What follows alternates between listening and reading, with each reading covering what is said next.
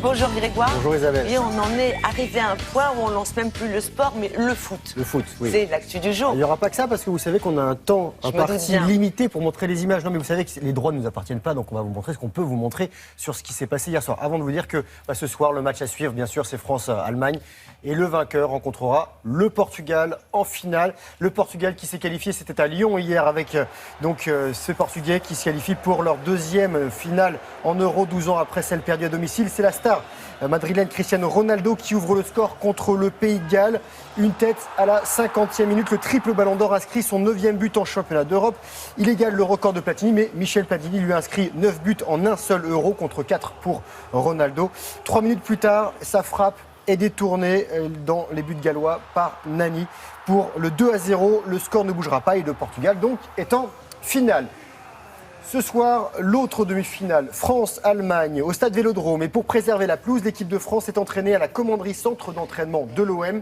Le sélectionneur Didier Deschamps n'a effectué aucune mise en place tactique. Il entretient le suspense et vers 18h, il annoncera aux joueurs la composition de départ de l'équipe.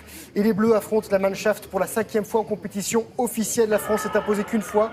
Et les tricolores mènent tout de même sur l'ensemble des matchs des 27 confrontations avec 12 victoires, 6 nuls, 9 défaites. La France a remporté 2-0.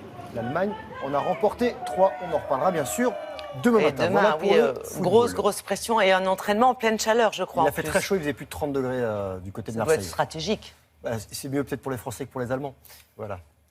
On va parler un peu de tennis. À Wimbledon, il n'y a plus de Français en simple, ils sont tous les deux tombés. Regarde, on va commencer par monsieur Jo-Wilfried Tsonga et après ce sera Lucas Pouille. Jo-Wilfried Tsonga qui s'arrête aux portes des demi-finales, stade de la compétition qu'il avait atteint en 2011 et 2012. Hier, le 12e mondial était opposé au numéro 2 du classement, le Britannique Andy Murray. Le Français n'a pas démérité en s'inclinant 7-6, 6-1, 3-6, 4-6, 6-1. Et Andy Murray s'est qualifié pour sa 7e demi-finale à Wimbledon. Il affrontera Thomas Berdych, le Tchèque tombeur d'un autre Français, c'est lui, Lucas Pouille, qui est 30e mondial. On n'attendait pas forcément à ce stade de la compétition. Il disputait son premier quart de finale en Grand Chelem. Il souffrait un petit peu de la cheville et Berdych, 9e joueur mondial, lui l'emporte 7-6, 6-3, 6-2.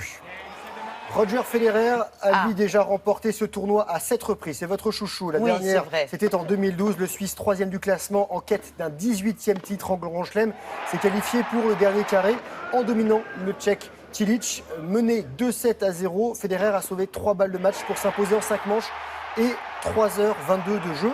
Son prochain adversaire, le Canadien Milos Raonic, 7e mondial, qui disputera sa 2e demi-finale sur le gazon londonien, après celle perdue il y a 2 ans. Raonic a battu l'Américain Sam Querrey. Et pour être totalement complet en tennis, sachez qu'il y a 2 paires françaises en demi-finale, en double.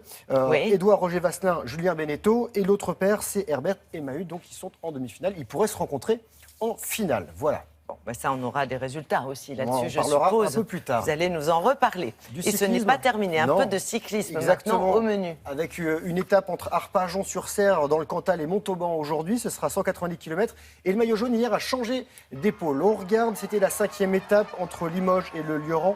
216 km, ça commence à grimper. 200 km d'échappée et une victoire en solitaire pour le Belge Greg Van Avermaet. Lui, l'an dernier, il avait quitté le Tour pour la naissance de sa fille, qui pourra lui offrir ce maillot jaune. Le premier Français au classement général, il est 2e, il s'appelle Julian Alaphilippe. Et pour finir, de l'athlé, championnat d'Europe à Amsterdam, aux Pays-Bas, avec un carton plein pour les perchistes français. Renaud Lavillenie, champion olympique, recordman du monde en quête d'un 4e succès européen. Lui, il a franchi aisément 5,60 m. Et ses 2 acolytes, Menaldo et Stanley Joseph, eux s'arrêtent à 5,50 m, mais ils sont tous les 3 donc qualifiés pour la finale de la perche qui se déroulera demain. Voilà pour le sport ce matin. Bon, écoutez, c'était, je dirais, complètement complet comme menu. Merci pour ce petit dessert. Une dernière question, mon cher Grégoire, est-ce que vous avez des chats ? Non. Non. Eh bien, écoutez bien ce qui va suivre. Ça pourrait vous donner envie d'en avoir. C'est Brigitte Fanny Cohen qui va vous le dire.